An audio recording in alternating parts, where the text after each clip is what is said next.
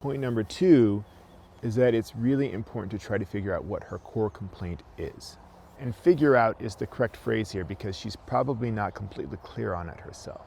She probably has some vague ideas of what it is that drives her crazy about you, but she might not be able to explain the underlying things that are happening that are making it really hard for her to want to stay married to you. Usually the core concern is something like she wants you to care about her a lot more than you do. She wants you to prioritize her a lot more than you do. She wants you to see her as an equal, and she wants you to act in a kind and loving way towards her.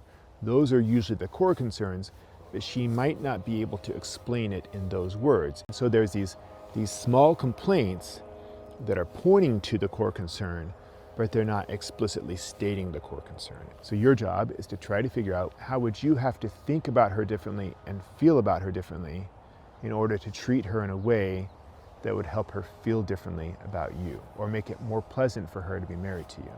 It usually boils down to becoming capable of caring more about her and holding yourself to a standard of constant kindness and decency. So sit down with a pen and paper, write down the complaints that she's given you and see if you can figure out what the core concern is.